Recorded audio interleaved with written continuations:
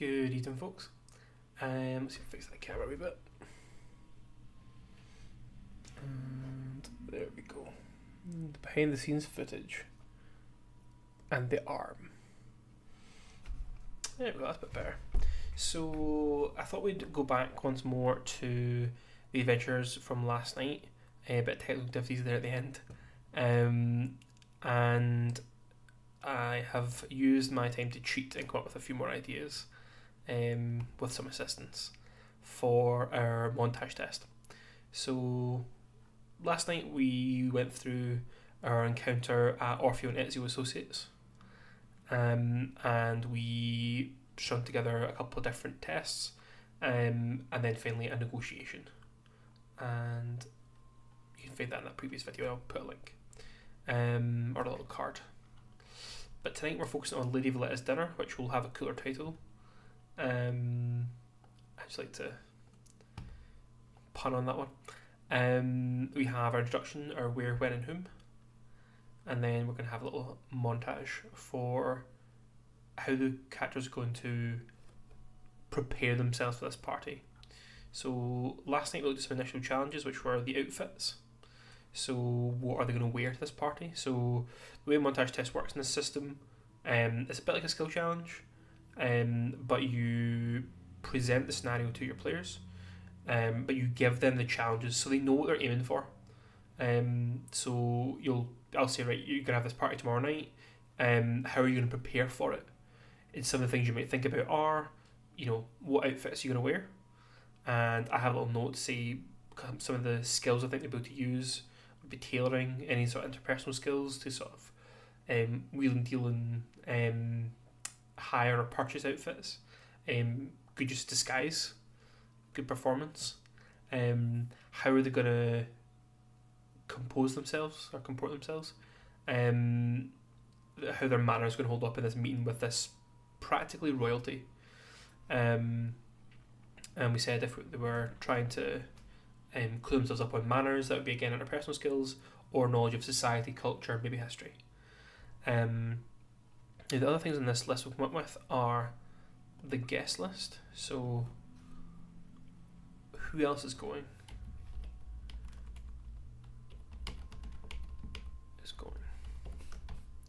So is this an exclusive party just for these guys? Is it going to be with a lot of dignitaries? Is it going to be with a lot of other people of similar level, so street level heroes or that kind of thing? And then the way you'd find that out would be using your... So you could find that out with... Let me get the skill list up. How would you find out who's going to be there? Well, got the wrong document open, that would help. Okay. Where are skills? There are skills. So, crafting skills. I can't see crafting skills helping with figuring out who's going to be at a party. Same with most of the exploration skills. And interpersonal. Now, I don't think... I mean, if you could... I think you could use brag, so you could brag that you're going to be there, and that could be picked up. You'll be here if people are encouraged to tell stories about them being there. Flirt with the guards, I guess that's something you want to do. Gambling, handle animals, sympathise, not really seeing. You can interrogate someone who works at the castle, the keep. I'd probably make that a hard one because it's quite tight security-wise. Intimidate. Intimidating, interrogate are close, but maybe not too useful. Intimidating in this scenario, I don't think it would be as useful. I guess you could lie your way. You could persuade someone to tell you. You could eavesdrop. You could listen with your intrigue skills. You could, search for people preparing, or I guess that'd be more, I don't know, rumours. Yeah, rumours in society would be a good way to figure this out as well. So let's go for brag interrogate, persuade, rumors, society maybe. It's just a few sort of guidelines. If people, we know what we're roughly looking for. If people go with better stuff, that's even better. Let's chuck eavesdrop in there.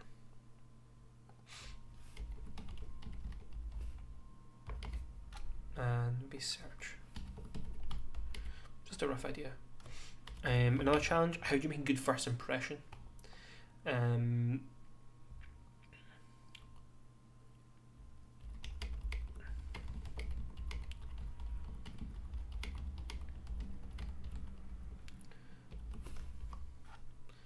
do you make an impression of Lady Valletta?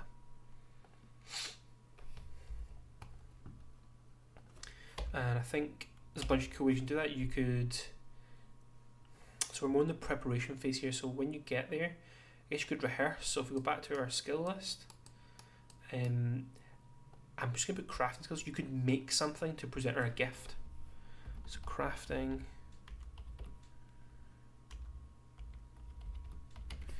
You could. What else could you do? I mean, you could impress her with a feat of gymnastics. Not sure I'd buy into that one, but hey, who knows? We're kind of looking for something we can do in advance. So I think maybe music could be a way. You could prepare a musical piece for her. A performance. You could. Again, the escape artist would be similar to gymnastics. You can impress her with your knowledge of history, of magic. So I'm just going to put some crafting skills. We're going to put some music and perform. And we're going to put lore skills. And let's see. So this is a potential idea we're thinking about. Do they need a sort of layout of the place? Could they obtain some plans? This is more a suggestion, this is like a challenge, but we could put it as, do you know what you're getting yourself in for? I don't love this one, but I'm going to develop it anyway. I may not use it. Do you know where you're getting yourself into?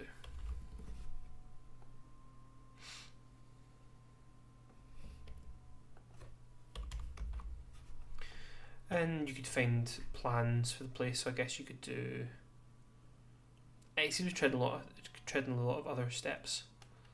I guess history, society. You could sneak in, sneak out. I'm going to put this one in amber just now. We'll maybe come back to it, but for now, I think there's better things to work on. So here's a challenge: you will be disarmed. You can't carry weapons in the city unless you're at night.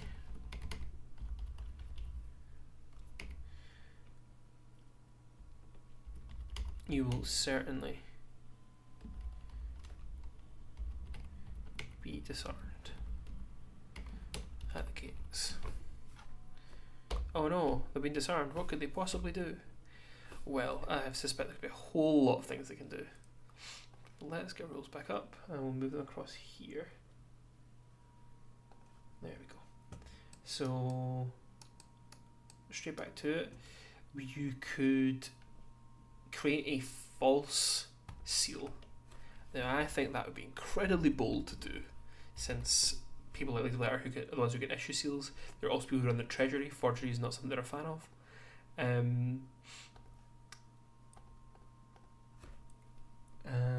But you could find ways to craft things. So like things like, oh, this is my perfume bottle. It's actually some kind of acid or whatever. It's less the them have something to fight with. It's more the are they prepared if something does go wrong. So preparation is everything. Even if it doesn't actually pan out or what is it, planning? Can't remember. Planning is everything, but something else isn't. I'm sure there's a saying in there somewhere. You could smith something that doesn't look like a weapon, maybe. I'm just going to put a lot of crafting in here. Let's just put crafting. I think there's a lot of different cool things you could do. And let's see. So, what else could we do to deal with weapons? Exploration. There's nothing really in exploration I think that's going to be apply. Interpersonal skills. I'm gonna say a confident person could get some things past these guards. They are charged with the security of Lady Valletta, but we want there to be drama. We want there to be fun things happening here. Although we should consider, I guess it's consequences. We just haven't been disarmed or something. It's an overall consequence for the montage test you're looking at, rather than consequences for each individual test. But we can use that to enhance it. So, for example, if someone wants to flirt their way past the guards, this thing is a hairpin, it's not a dagger, or to lie convincingly that they don't have any weapons and you shouldn't even search them. Music. This isn't my weapon, this is my instrument. And persuade, I think would apply as well. Intrigue, straight off the bat, conceal object. And that's probably it for that. And lore-wise, I don't know if there's anything lore-wise. You could say, I like this. I think there's probably some obscure law or rule in Capital that means that certain people are allowed to carry weapons for some reason. And I think someone who's smart could use history, maybe culture.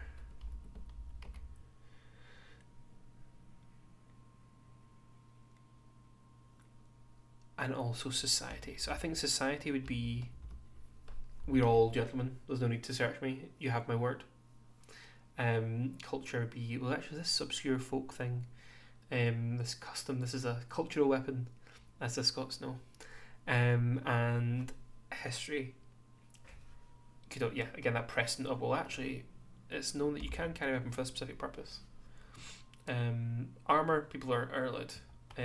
Magic, it's not really a way to stop people, but that's why you have guards inside, right? So that's a great one. Now, I think this is in the rules. I'm going to double check and see, make sure I'm not making things up again. But let's see. During montage tests, a director introduced new challenges for the heroes to face. While attempting to run out of a burning building from the top floor, the characters may discover by the time they reach the second floor, beams are starting to fall and glass windows are exploding and the structure begins to collapse. These new challenges can be incorporated into the test the heroes subsequently make. I like that. I like the idea of like, here's your list of options. And people will exhaust themselves on those in the first round. But as people get stuck, or when it just gets around to, you go, well, there's actually a couple more challenges. As you do your preparation, it becomes obvious that these two other things are a problem. And that brings us up to about 8, which I think is enough, because 5 players, they each get 2 turns. They're trying to get 5 successes before 5 failures. And 8 things, I think is about right. So the other thing I'm going to offer is, how do you get to Castle Valletta? It's not that far,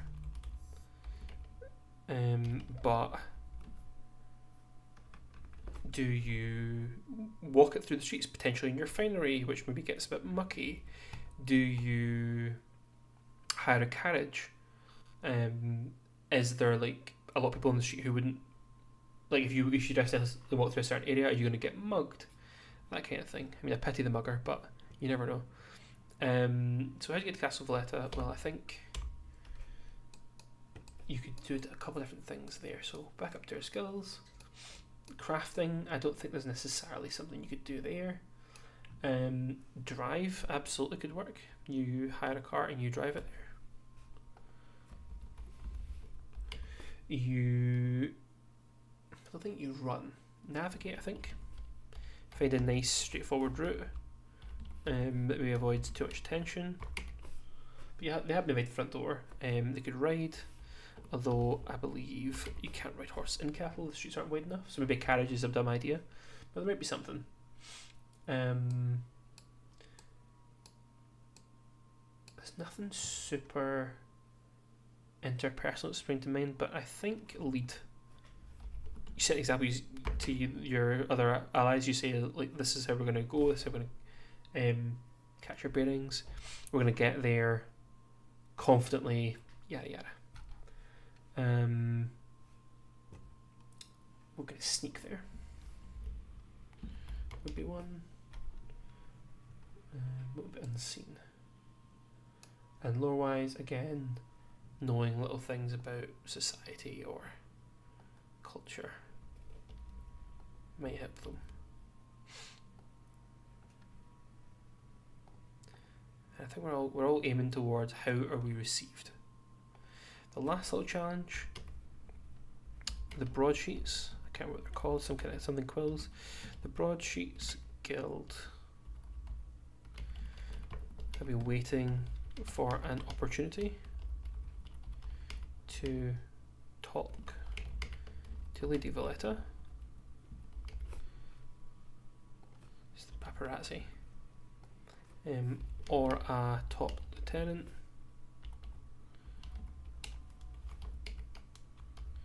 Someone who's seen her. How do you deal with the media presence outside?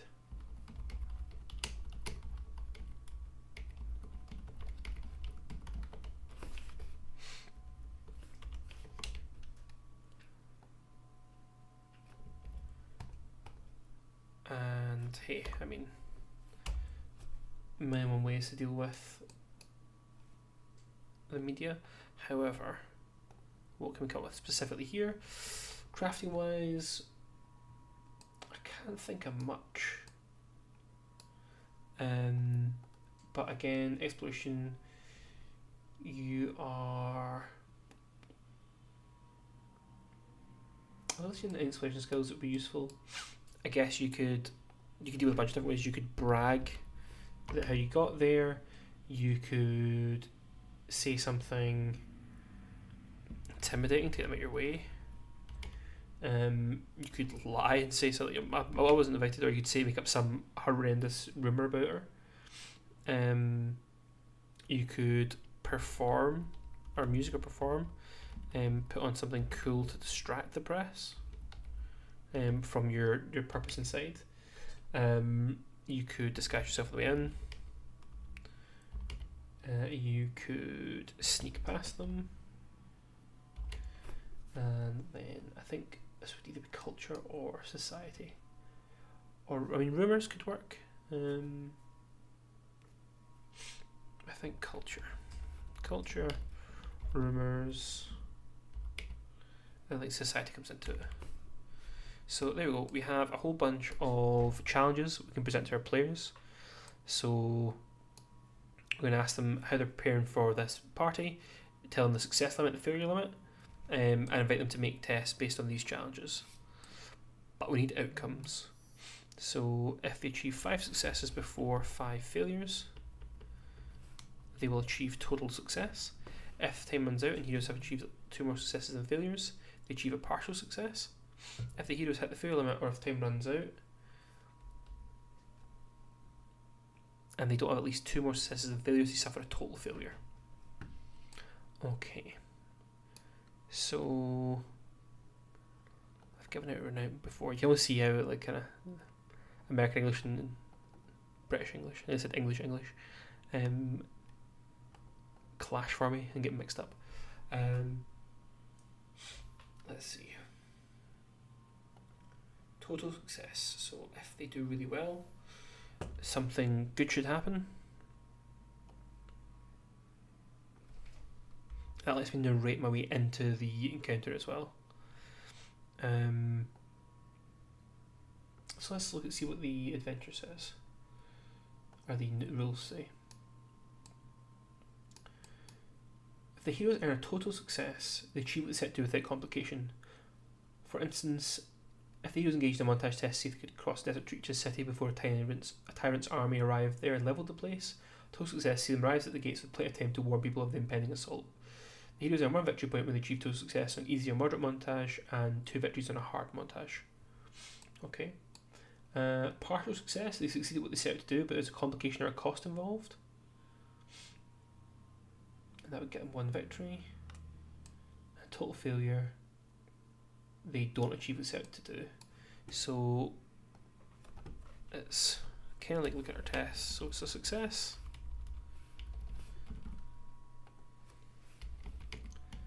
Success with consequence. And failure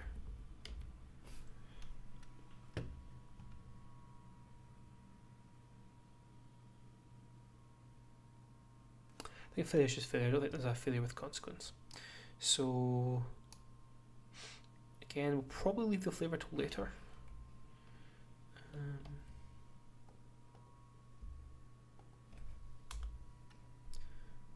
And then we will come up with our results. So I gave them a reward before, which maybe I should have done, but I liked it in that scenario. If the heroes prepare adequately,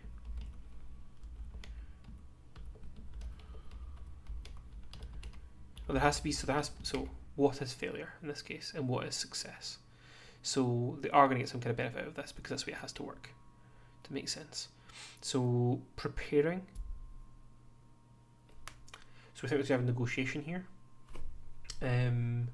So it's going to impact how she feels about them when they start. That was me entirely saying genius to myself. So what I'm going to do is I'm going to use the adventure fall black bottom, and I'm going to go look at their montage test, and that's going to help me determine what kind of rewards they got. So the heroes earn a total success. They succeed no civilian They succeed at getting to the docks with no civilian casualties, and Phoenix's numbers are severely dwindled. So they get a reward for that. So the reward for this, and then a failure. I think it might just be as simple as, because the point in the montage test is to give them a bit of fun and some cool rolls. So it's not like this have a massive impact. But again, I think we're going to do negotiation near the end. So let's have a look at what the starting attitudes are like, and that should help us work out what's going on. So I think the middle ground is between open and neutral. I think the lady's unlikely to consider them friendly. I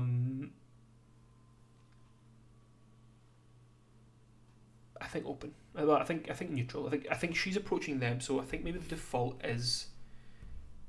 probably is open, but the lady would assume that the players will be presentable, so therefore the success is to achieve the norm, which is open. Impress Lady Valletta.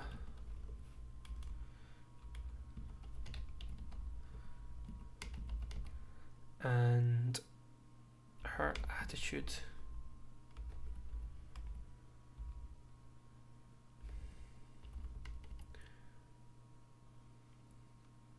In any negotiation,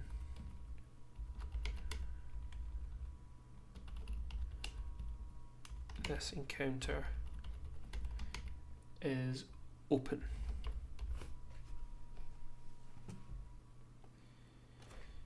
If the heroes fail to impress Lady Valletta, she will be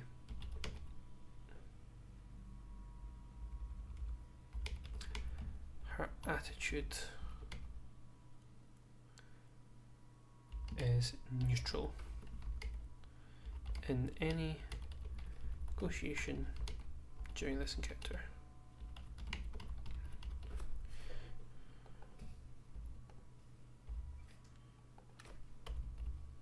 So what is success of the consequence? So success, what's the difference between open and neutral?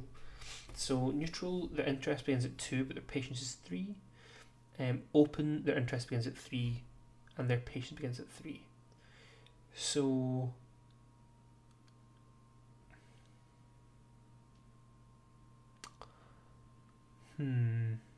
it's hard to split the hairs there. So neutral gets you, I guess it could go down as far as suspicious, or up as far as friendly.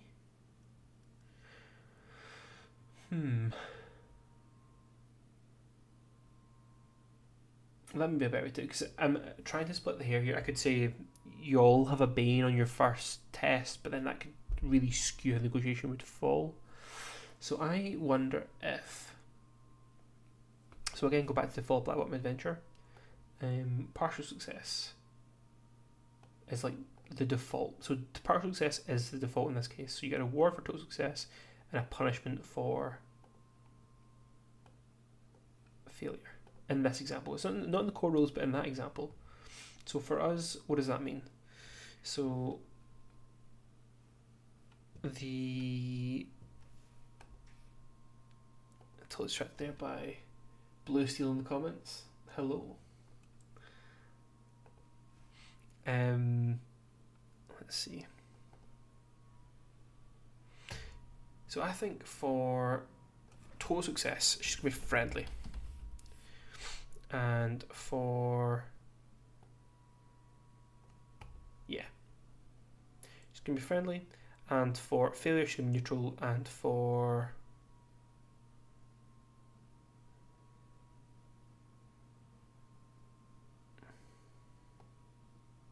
going to be open. Partial success.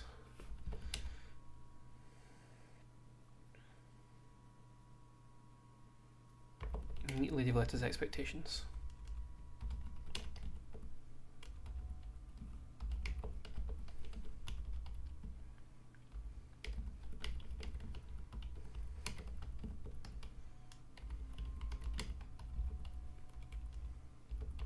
So the difference, or the hair we're splitting there, is if they perform well and they present themselves really well, Lady Valetta's going to treat them particularly well. She's going to have an interest of 3, which is 1 below. I think it's a no unless you do this thing for me. But her patience will be way up at 4. Similarly, when you just meet your expectations, it's open. She's willing to listen, willing to help, as long as they're not asking too much. So her interest is still up at 3, but her patience is down a bit at 3 as well. And if she's neutral, her interest is kind of weighing down to 2, but she's still patient enough at a 3.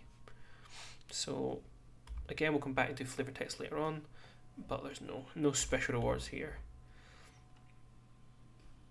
It's worth 1. Just want to double check that I have given a victory for negotiation. I don't think I have. Victory.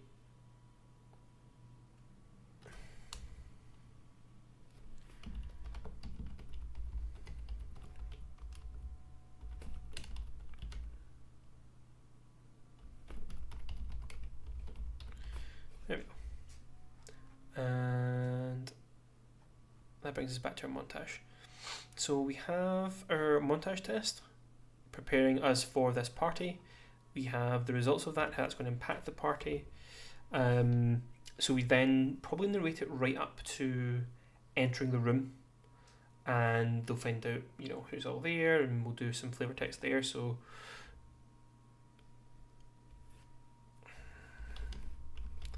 Ivory Hall. I'm torn because I want to keep making like undead bone references, because Lady Valette has only been undead for like 3 months in this timeline. So I don't want to kind of overcook it. However, the Ivory Hall says it's something that posh folks would have anyway. The Ivory Hall.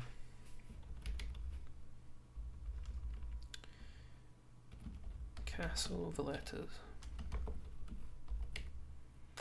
Castle Valletta's dining hall has seen better days.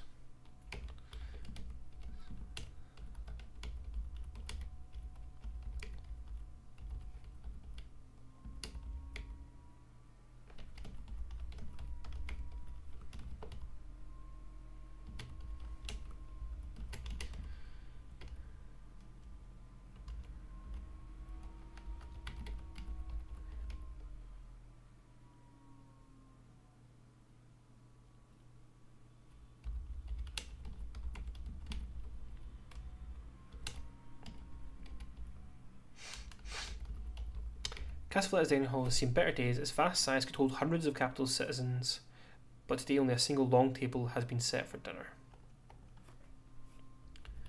There are X spaces for dinner. So, Lady Valletta is a noble. She's, again, practically royalty. So, she wants this to be a personal meeting between her. So, LV. The heroes, so 5 heroes, but I don't think she would.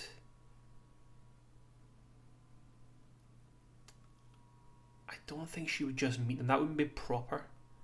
I think there's going to have to be a couple of people here who are not the lady, and I wonder who she would have. So, a couple of ideas: the captain. Grandmaster, Captain, the head of the Arbitros Fiat. So the head of her FBI. Yeah, that works. I don't think we need to go too much into her spy network. Everyone's got a decent spy network, and there's a few like specific ones we'll bump into. But I think for her, Arbitros Fiat are close enough to her spy network and her enforcers, so he could be there. Her Chamberlain. That's too much like the help. She wouldn't have the help sent dinner. She's very old-fashioned. She could have Dolce Devar. I think I'm giving the D capital. In capital. Her Revenant representative. So could be a lawyer, maybe. He's a fixer, basically. His job. He was one who visited the party, and gave them the invitation, and the research they needed. I don't think Dolce Devar is the head of the Arbitros Fiat. He wouldn't be kicking around the streets. So probably some medieval Italian names, but.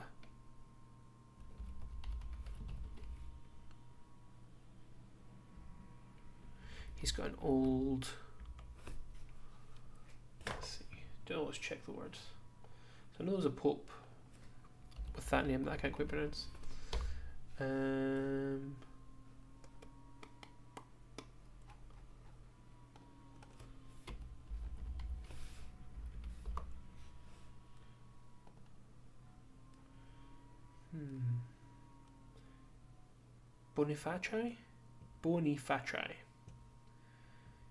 Bonifaci? Nah, the players are not going to go for that one. And let's see. What is a quorum?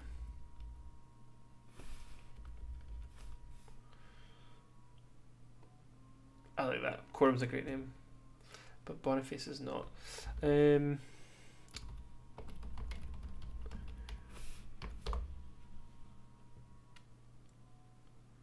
Leandro? Yeah, Leandro Quorum. Absolutely.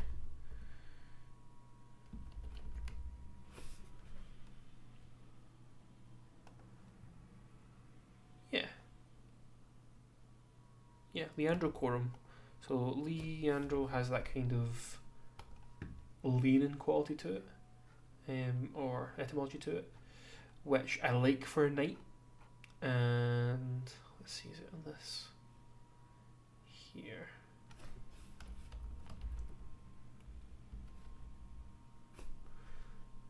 No, it is not. Okay, so yeah, the Andrew Quorum, I think. So, Lion meeting. Head of the Arbitrage Fiat. Dolce Devar is a Revenant. He's Revenant as well. I think most of our inner circle will be Revenants because they would have been nearer when this thing went off. I think he's probably got a name, a title like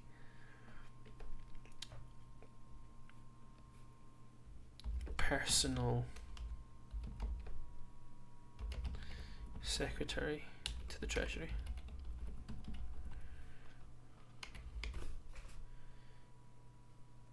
And if they're both going to have to be there, and they would both be men, they're there for different purposes and they're at odds with each other. So Leandro believes that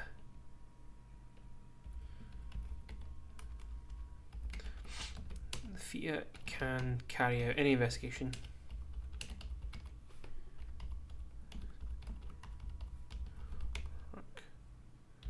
the lady requires,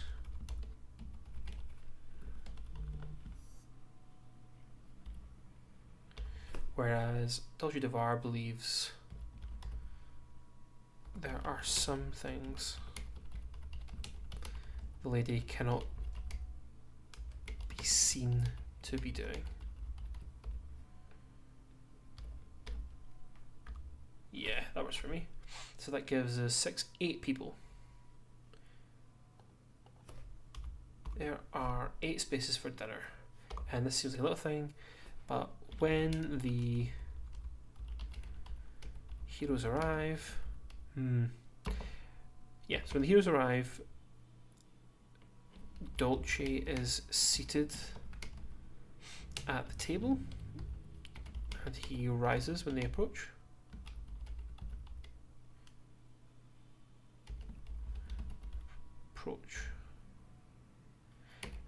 I think Leandro's there as well.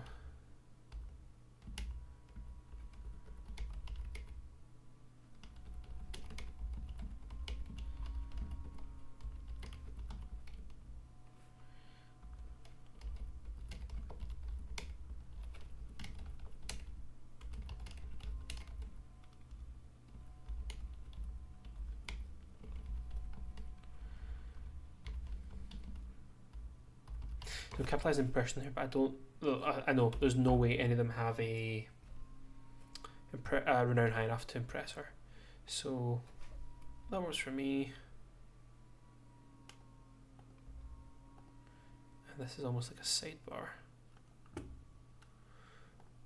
And again, I would tidy all this up if I was presenting it in any good way, but so we know that we've got a table here of people who don't necessarily agree.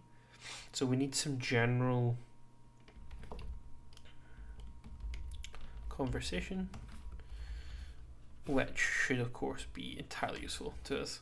So things we want the players to know going on in the city. The Fulcrum have joined the council. As have the Font and the Rasp. So that's something the players know, but it could be a point of discussion, and allows people to air out certain things. I think it would be good to have Dolce show some sympathies towards, or some appreciation for their ruthlessness, but then it should be clear that everyone is a bit snobby and looks down on them. There should be a conversation about so aid in Villa Caramia, which lets Leandro can discuss with Opaline and Rolf. So that's two characters who've taken an interest in the welfare of the citizens who return into revenants. And then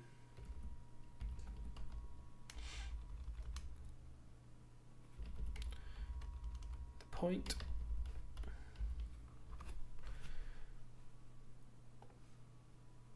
which is, I think I want to keep them all here for the negotiation, but I think it is the lady who's negotiating. But the point of the matter is,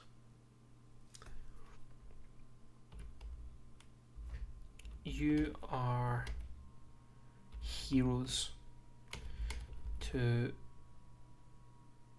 the citizens of, I'll say Villa Caramia.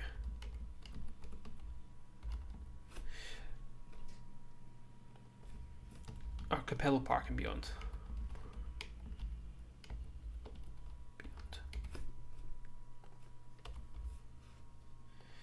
Why did you act with such heroism? I'm told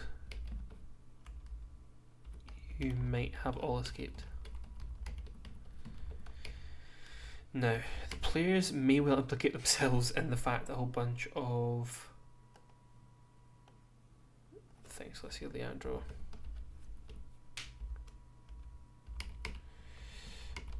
I lost many men that night.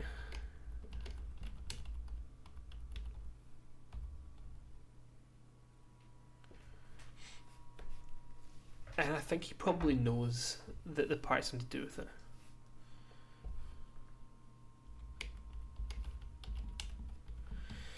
I know my players are going to absolutely grill the lady on her ritual, but that stuff I'm not worried about because she's too powerful for them to hurt. She is resolute in her beliefs to the point that she'll probably come across a bit insane. But I also have answers for the questions, and when they question too much, someone can be like, that's enough. So again, I don't need the word for word, I need the vibe. So why did you act such heroism? Pluto might have all escaped. Lost many men in that area. Dolce. There were many problems that night.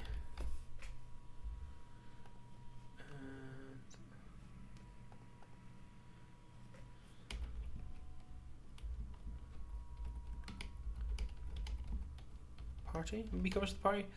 Maybe he manipulates them. Party. The specifics don't matter. I'll figure them out before we run. But maybe the party with the perceived threat of discovery. But when push comes to shove, negotiation is key. So I think we're into 3 here, recall. Yeah, so negotiation, and we're pretty much going to copy our negotiation from Orfeo and Ezio, because formatting. And let's see.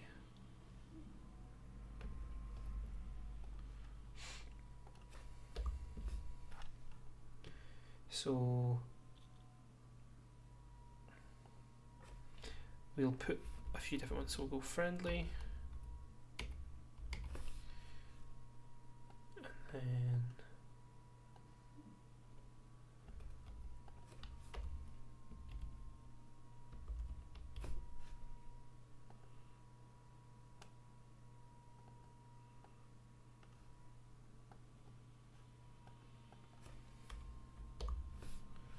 there we go. Go friendly, open, and neutral. I don't think there's a way the general conversation can change that. Label it as impression score, I guess if we're doing things by the book. She is a duchess. So we're going to give her an 8. So maybe in 5 or so levels, the more impressive characters will be able to make an impression on her, but not in present. She will speak Kalian, Riohan. She's also become a scholar in Proto-Cthul. Probably just Thul. Chthonic? Anyway, but again, so Riohan's coming up a lot in this campaign, but I don't think it's a problem. I think it'll, because a lot of them will speak it, it'll lift their her patience, I think. But I think 3 and 4 we said was friendly, open is 3 and 3, and 2 and 3 for neutral. Motivations and pitfalls. Wonderful. So, the motivation above all for Lady Valletta is she wants her husband back. So, let's see, benevolence. No, doesn't go into it. Discovering knowledge. I would say discovery is one of her motivations.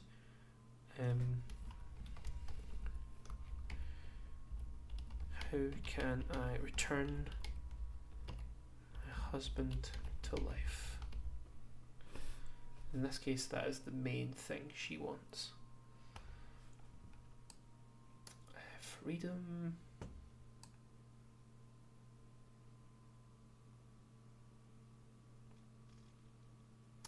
So I think freedom is going to be a pitfall of hers.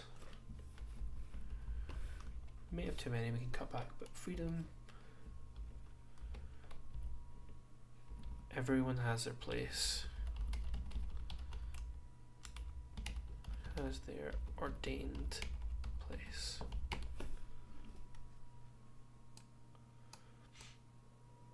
She's not greedy. I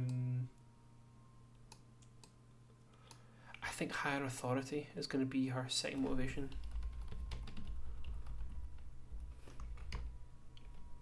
But her higher authority is her husband.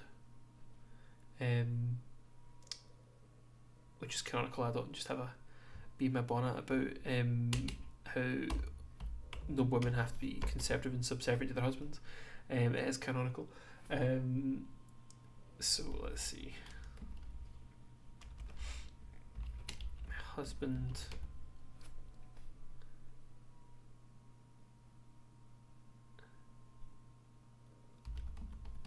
leads my house.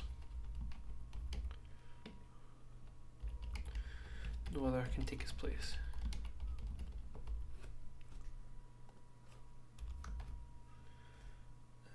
Just checking a few things. And let's see.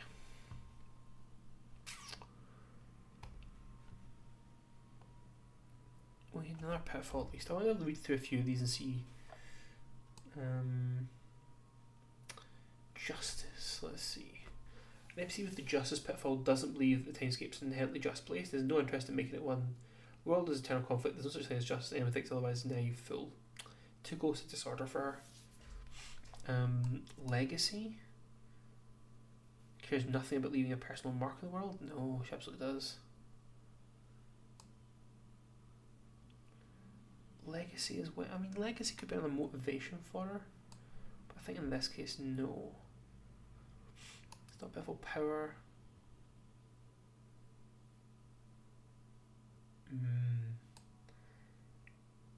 Let's see. MC with the power motivation covets authority of others. She doesn't. She really doesn't. She wants the opposite. But an MC with the power pitfall is not just authority for themselves. They might respect the authority of others, but hate the thought of ruling over people and readily reject any suggestion of the idea. It's tricky because that, in a certain sense, works, but she also believes inherently that all people should be following her orders. She is the Duchess, so that's probably neutral. She doesn't believe it's responsible to protect them other than herself.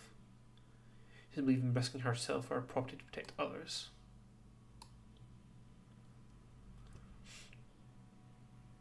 social encounters, he does them are a waste of time for revelry. I guess vengeance could be another pitfall. Revenge solves nothing. The might have gained this belief firsthand makes somebody have not the ambition to seek revenge. She's not vengeful, she's trying to fix what happened to her husband, she's not trying to get revenge on whoever did it. I think it's more interesting if she is, on a little level. So this is hard, I mean...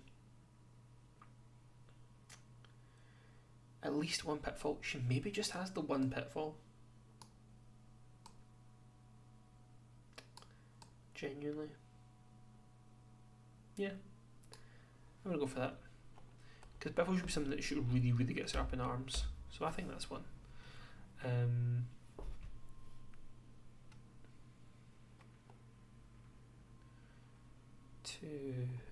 Again, around to what is the purpose? Again, this maybe goes back to my philosophy that the building blocks of Adventures in this RPG are montage, negotiation, and combat. And he's going to be 2 lots of time where there's no combat. And our last session, no combat either. So we're going to need to have some combat soon. But as a player, I'd be champing the bit. So maybe I'll come up with a few things that need to happen. Maybe some kind of riot outside, maybe? That could work. That could be a really good idea. And I think what I'd do is I would have this be agitators, people who are trying to cause trouble. That's what we know.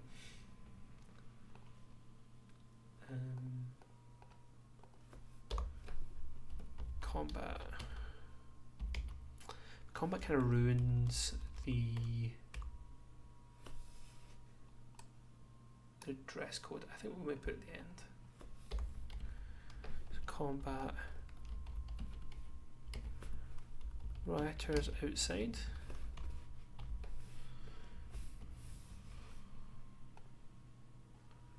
Yeah, let's put that there. Just gives an option. So it's just a broader sort of campaign problem where I was thinking, well, I know what they're going to go here and here, but I don't have combats with it. And at the end of the day, it is a combat fighting game. You should be able to go whole swathes of session after session without playing any combat.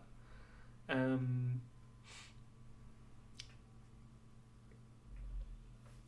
yeah, Lady Valletta's aid.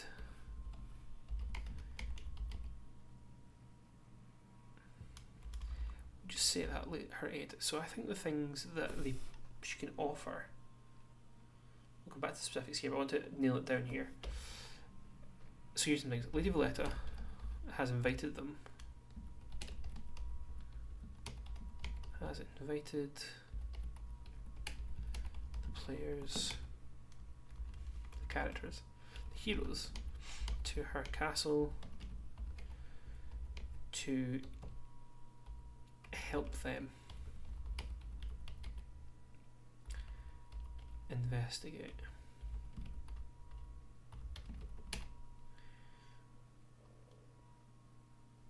what happened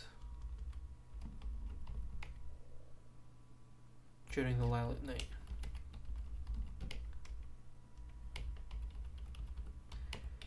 She knows her ritual failed, but she does not know why. She believes the characters can uncover who tried to stop the ritual.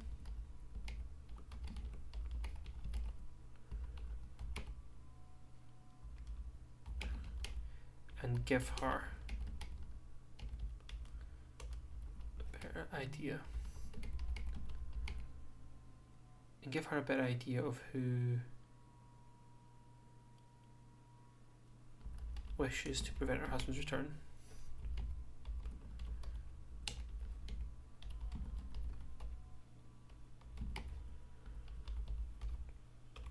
Okay.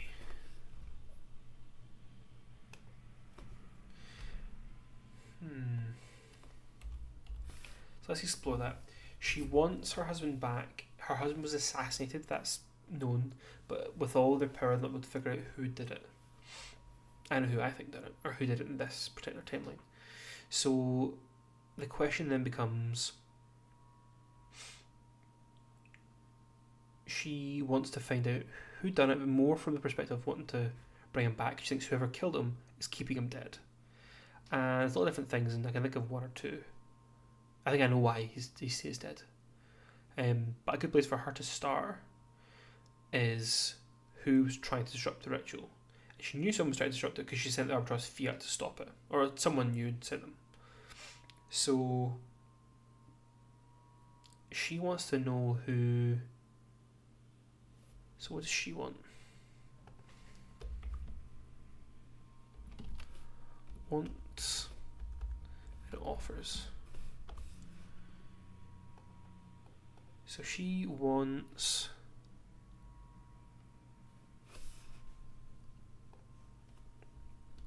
why the characters were there, who sent them,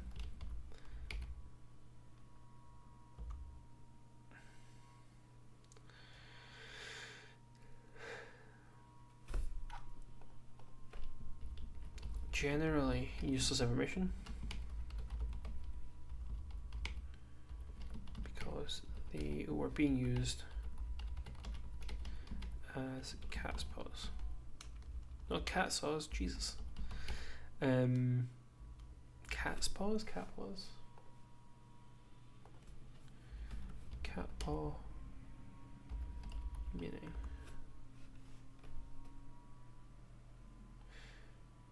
A cat's paw. Okay. So she'd like to know that. She wants characters to investigate.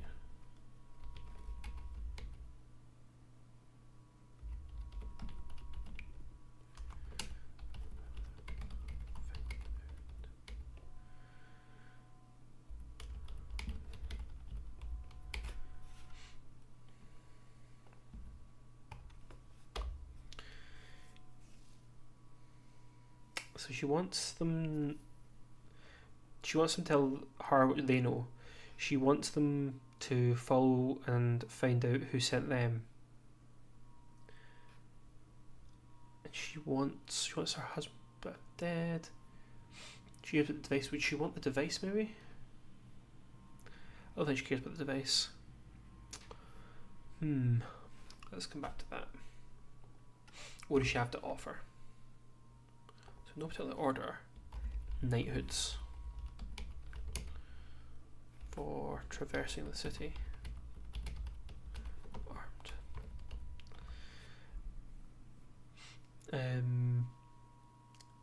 She can also offer, let's say, a treasure.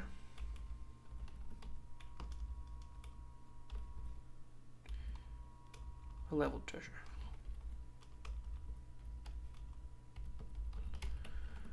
A leveled treasure. But what are the characters asking her for? Information. She can offer her perspective. So now we're coming to the is this worthy of a negotiation territory. So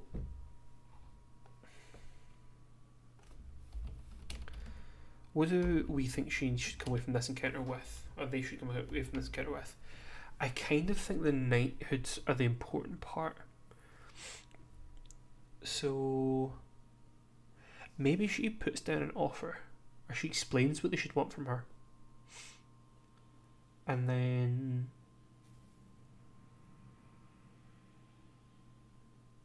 that lets them pursue it. That could work.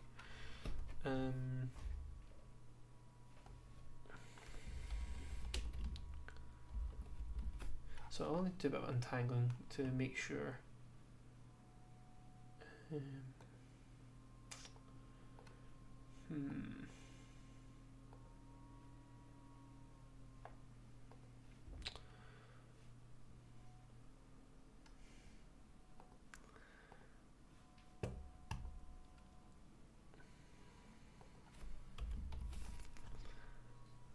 Okay.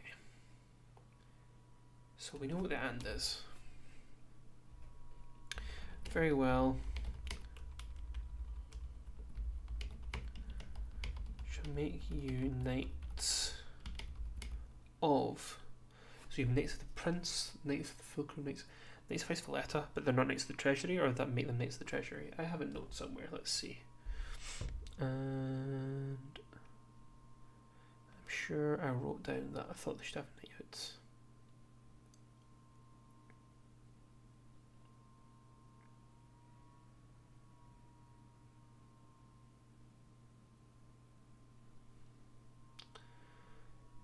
That was not helpful. Knights of House Valletta. Valletta. For your services to Capello Park.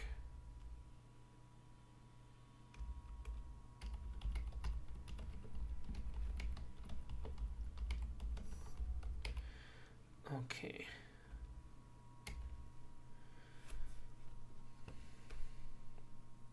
I think we should copy this across the top 3. Or I'll go for the top 2. And the and in that case, if they do really well, is I would like to bestow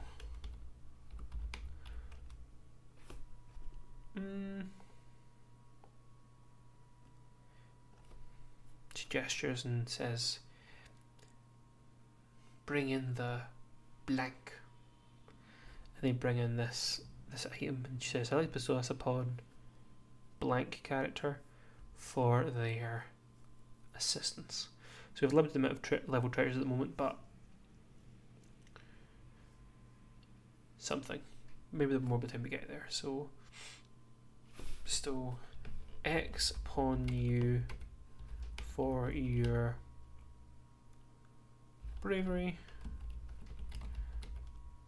Or for your, I think I know a couple characters. Probably Rolf and Opaline, or probably Nerlin. For your dedication to my people's welfare. And then just make some knights at 4. At 3. So 3 is already yes. Am I wrong?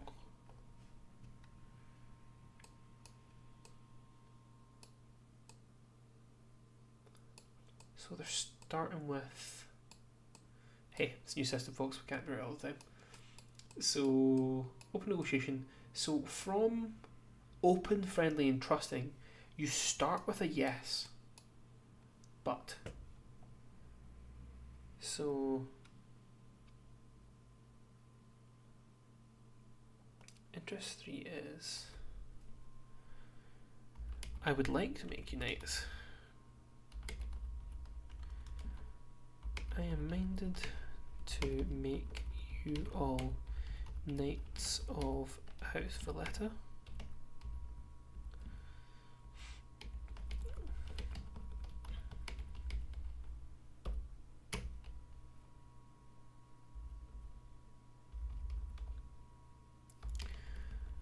However, I must first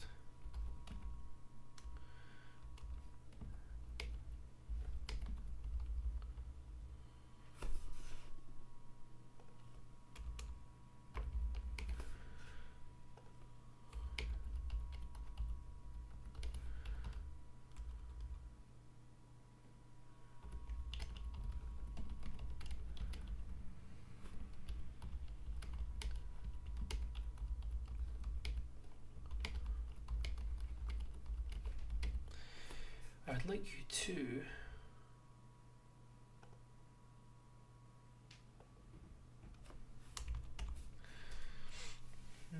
so she wants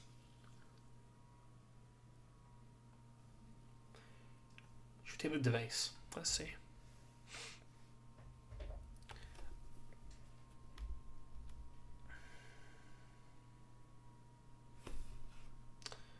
Understand.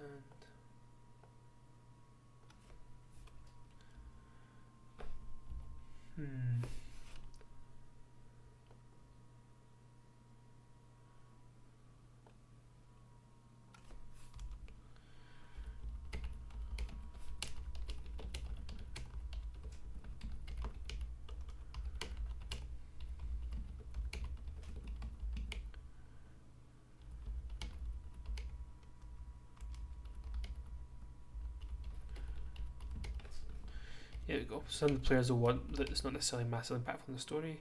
So perhaps you could deliver this device and this treatise. Which also depends on whether they tell her about all that stuff.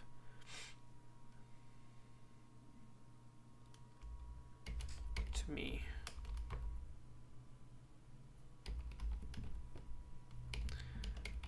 Gesture of your goodwill.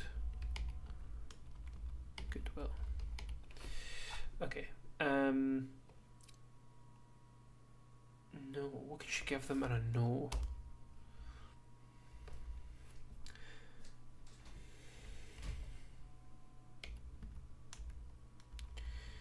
My secretary. From Mr. Devar. Not my Mr. Devar, just Mr. Devar.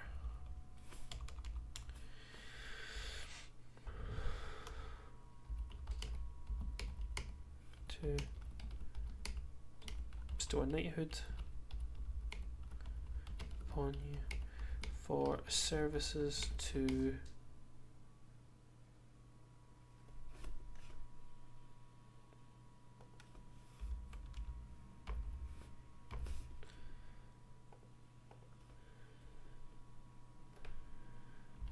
service to my people.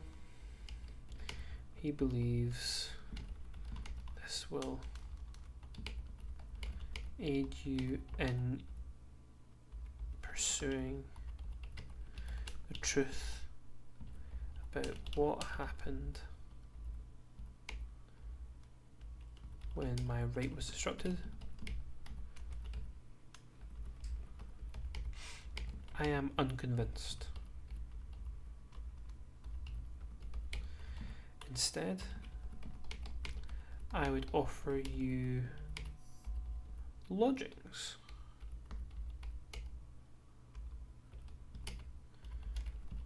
In the city. In Three Oaks.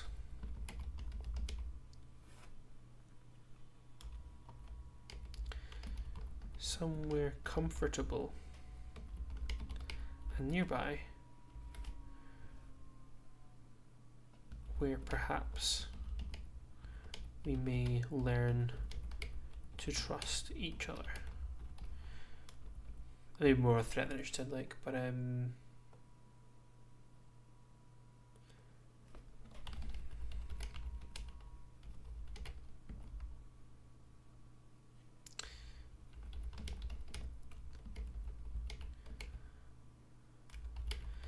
interesting evening. It's been an interesting evening, but I take my leave of you. And your impertinence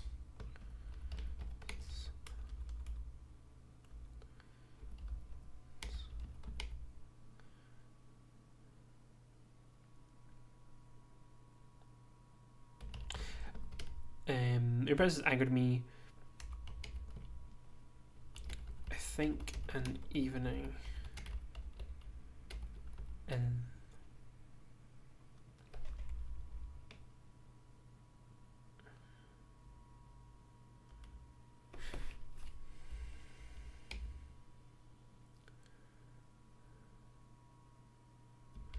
we'll say Mr. for now. Mr.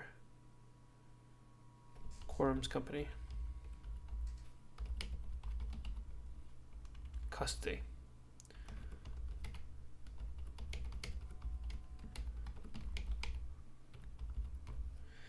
Arrest them. Okay, so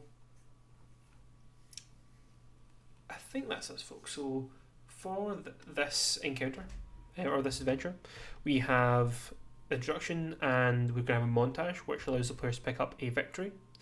And we're then going to move into the Ivory Hall where they're going to have a lot of conversations in RP with the members of the house, followed up by a negotiation with Lady Valletta, where they pick up another victory. And then the way out, they may have rioters. Now, the purpose of such a scene would need to be useful. I mean, combat. To show tensions in the city, to show outside influences.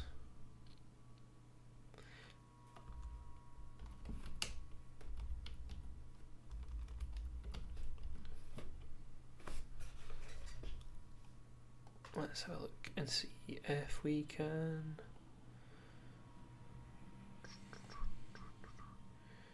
Let's see, look at the bestiary. And what all we've got the stat box for. There we go, we have war dogs. What war dogs, which I think in the right could be mistaken for revenants.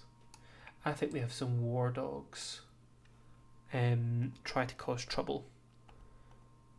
And one of the places they try is here, because there's some big happened recently. They blend in quite well, and they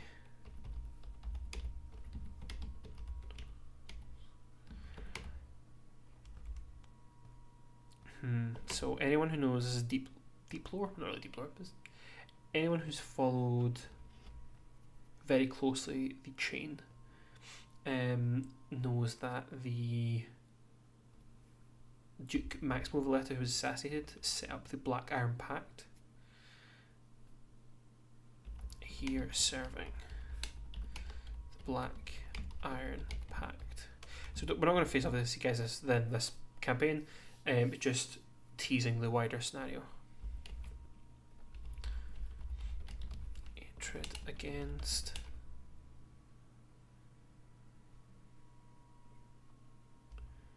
in capital. I don't think we need to go too complex.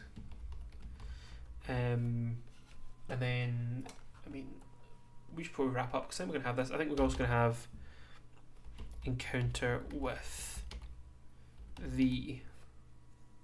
What's a fun person you find in capital? Who? Let's see. Reporter. Obviously. A Spanish town? No, I think they're from out of town. They are a reporter from an orc reporter?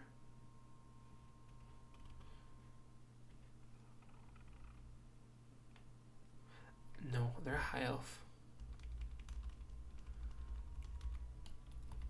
High elf reporter. Connection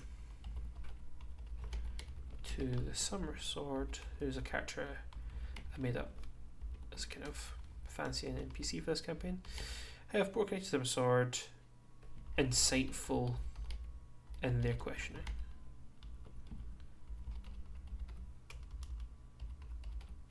And then for the combat,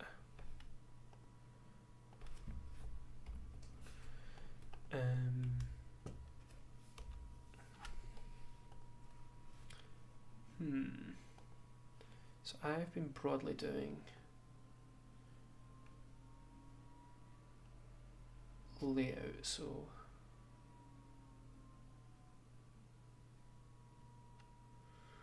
where is the combat?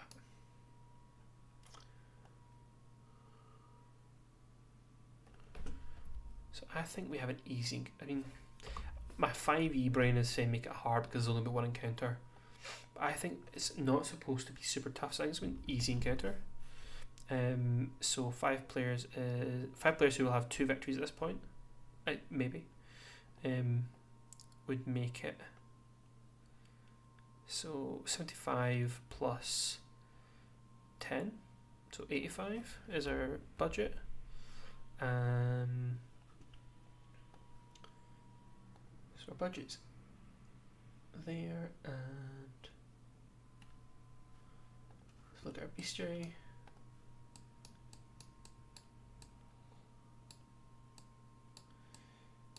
Easy should be 75-90% of let's just get the ballpark. So 0.75 times 85. So between 64 and 76. Okay.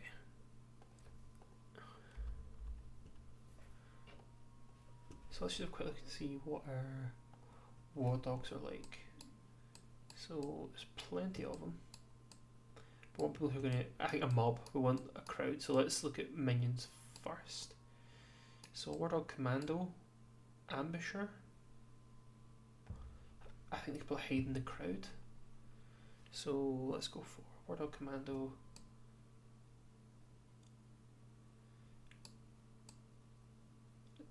Yeah, sharpshooter.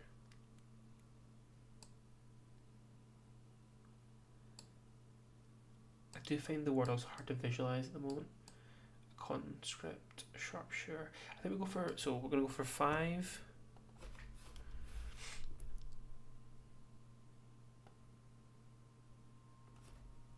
There'll be commandos, which would be 5 times 5.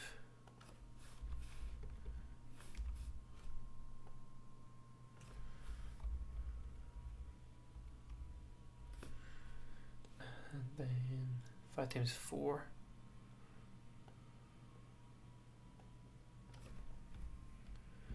5 times 4 for 5 war dog conscripts.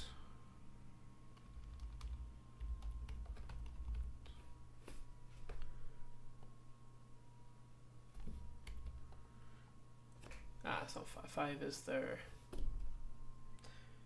It's the wrong number.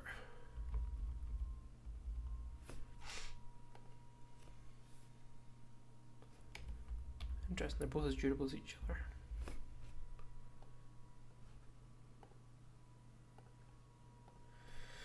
Okay, so who is leading these guys? So we've got an artillery captain, defender captain, the voice.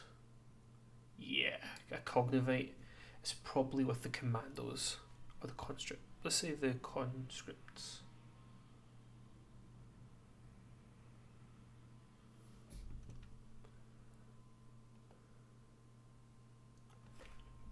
So war dog cognivite. Which would be 11.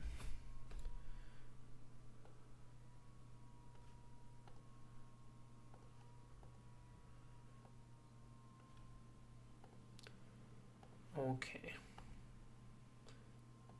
So there's our encounter start shape up. So we have 11, 20, 31 plus 25 is 56.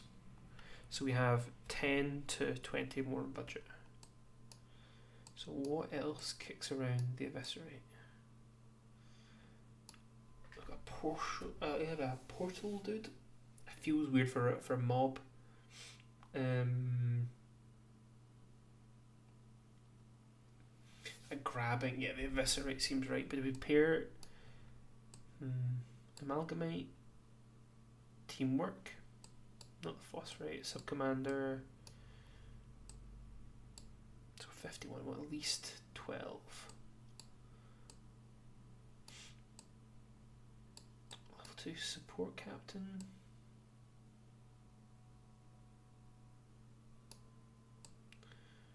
I think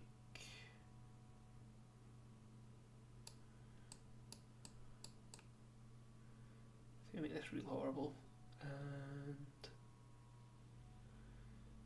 go for the eviscerate and the amalgamate, which is an extra 25, which takes up to 76, which is the upper tier, but I'm gonna do it. Might check around who goes with what, but the what's better? Creatures grabbed by the eviscerate trigger opportunity attacks from the squad when moved by the eviscerate. Okay.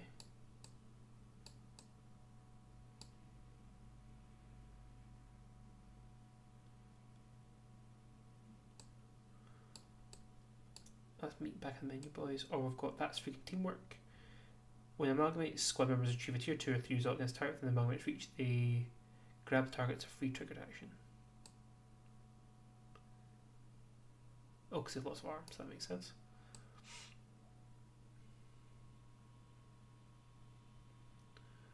So anything that's a little more... Maybe the phosphorite, what's that?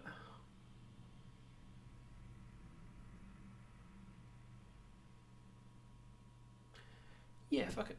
Let's go for the War Dog phosphorite.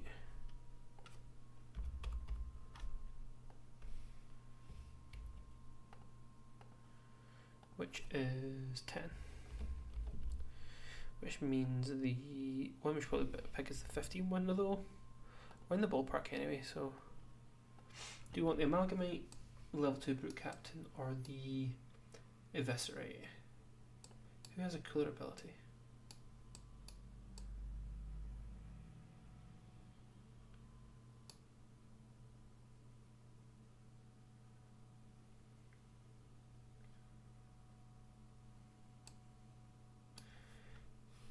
I'm going to split the difference and go for the War Dog Subcommander.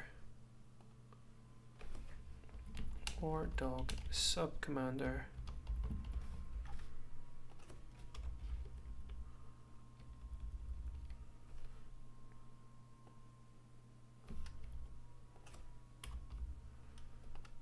Okay. So that's 12. So maths being my strong suit. Let's see, so we've got 25, 37, 47, 58 plus 20, 78. Math is not my strong suit. So we're into medium to hard encounter. No. We're above an easy into medium. Assuming they have each of the victories there. So montage around the victory 1.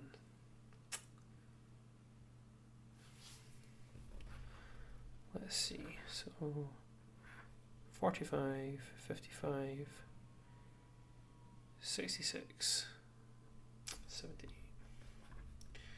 So 78 divided by 85 times 100. It's 91%. I'm going to let it slide. Still an easy encounter. So what do we see? 80, something, 78. The War Dogs. War Dogs. War Dogs. Okay, so that is pretty much us, guys. So I'll flesh out a little bit more here and a bit more sort of flavor text and RP notes. But this is what we've come up with. So it's this whole encounter, the whole adventure is going to be worth up to 3 victories, which seems a good little bump along the way. I think you need 9 to go up to level 2. So I think by the time this is done, my players will be able to level up to level 2 when that's available. So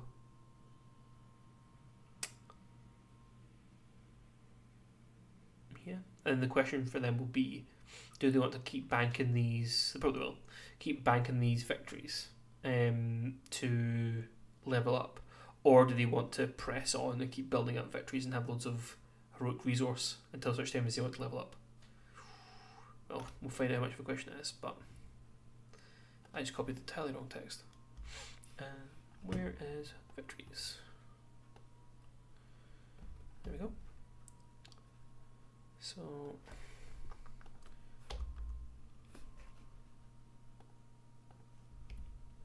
one victory if they defeat the War Dogs. And then I'm not going to go digging around just now, but let's see. Objective. Anyway, that is us. Thanks for watching, folks. Thanks for sitting through the back and forth. I hope this has been helpful. Like I said, no one's an expert at this point on making adventures in Draw Steel, but we'll all get there. And I do really believe in this sort of building block structure. I find this so much easier to prepare than do for 5e, where sometimes I'll spend a lot of time on something that's flavor text or RP, and it's actually not done much in the way of prep. Need to do it because I've done it on the fly. But having these building blocks to build around, assuming that's how the game pans out, I think it's a really, really good way to start and a good way to structure adventure building. I don't know if we'll do another one of these soon, but probably when I have something new, maybe we have more levels, something new to show off. Because we've put together a montage, put together a negotiation, we've put together a combat. But I mean, if I'm preparing more and I just need company, I might stream anyway. But if you like this kind of stuff, check out some of our other videos. They're a bit more specific and directed, rather than the sort of ramble of a stream. We also do other RPGs. We cover Mothership as one. We're going to cover the Dresden Files RPG soon. And obviously we've done loads of D&D content in the past, so have a look around. If you're enjoying our stuff, subscribe, give us a like, it all helps the channel, comment, and until next time, cheers folks.